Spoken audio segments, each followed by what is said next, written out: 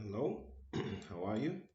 I'm reading from my book, Classic Slave Narratives, and I'm reading from Incidents in the Life of a Slave Girl because I wanted to read about and try to gain a deeper comprehension of what's wrong with Black women, or what's to say some of the issues that Black women have because they are part of the society.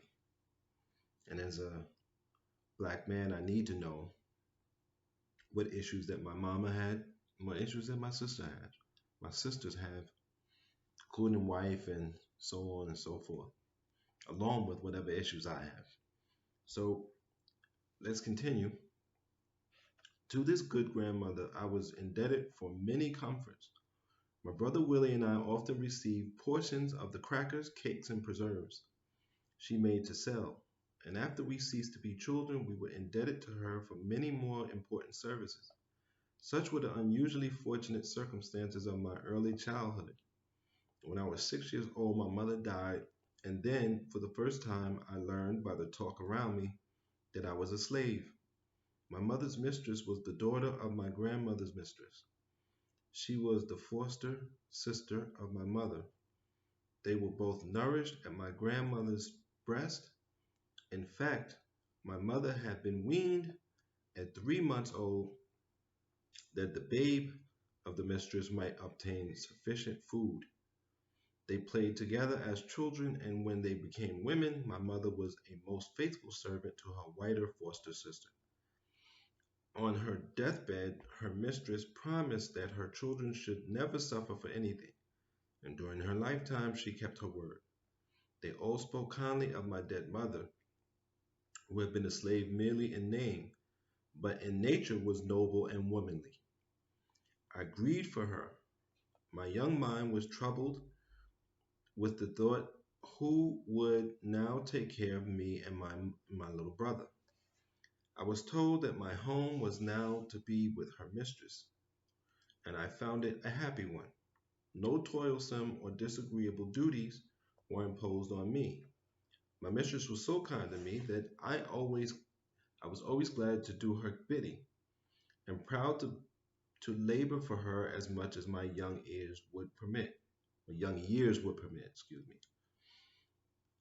I would sit by her side for hours, sewing diligently, with a heart as free from care as that of any free-born white child. When she thought I was tired, she would send me out to run and jump, and away I bounded to gather berries or flowers to decorate her room. Those were happy days, too happy to last. The slave child had no thought for the morrow, but there came that blight which too surely awaits on every human being born to be a chattel. When I was nearly 12 years old, my kind mistress sickened and died. As I saw the cheek grow paler and the eye more glassy, how earnestly I prayed in my heart that she might live. I loved her, for she had been almost like a mother to me. My prayers were not answered. She died, and they buried her in a little churchyard where day after day, my tears fell upon her grave. I was sent to spend a week with my grandmother. I was now old enough to begin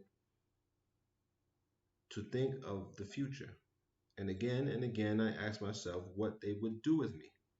I felt sure I should never find another mistress so kind as the one who was gone. She had promised my dying mother that her children should never suffer for anything.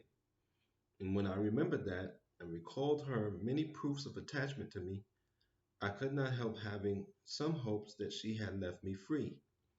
My friends were almost certain it would be so. They thought that she would be sure to do it on account of my mother's love and faithful service.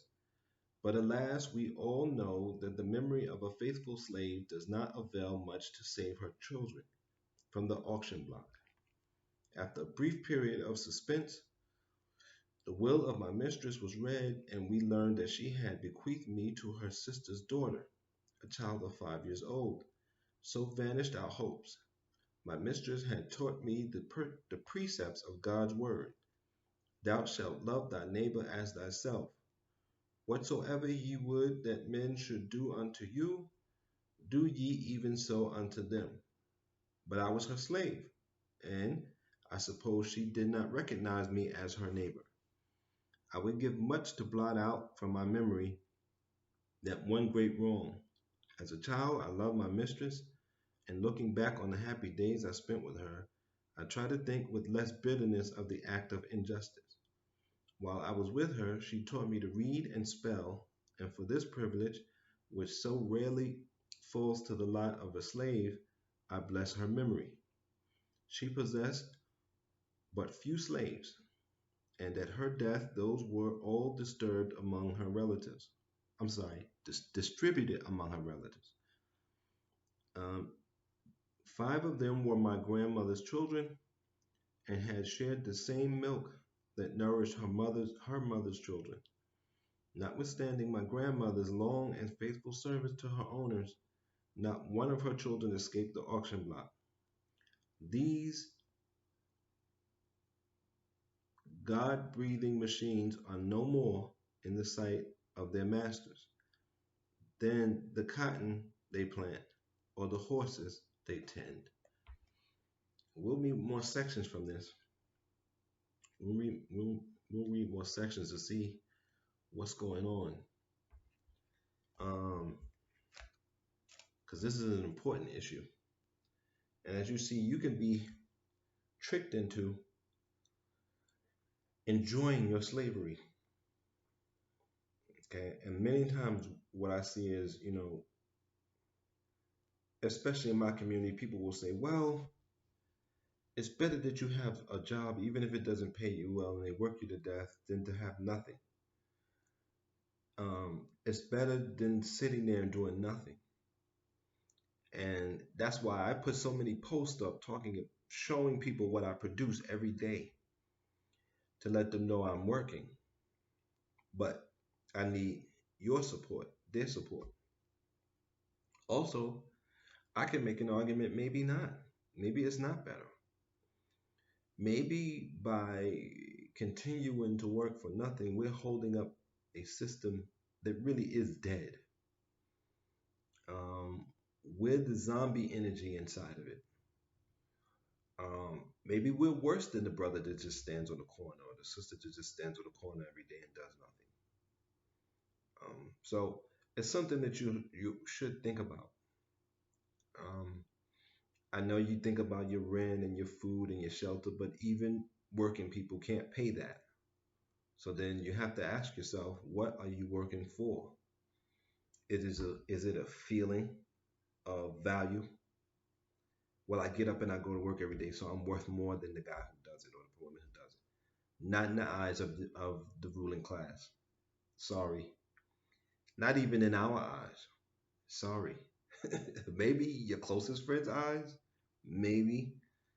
But even the people who say, hey, at least he or she put your name in there, to get up and they work hard, and even they don't treat you like a human being if you really think about it. So this is very eye-opening, and we'll see what happens in the next reading. Until next time, I appreciate your support. I thank you, and take care of your mind, take care of your body, and be safe.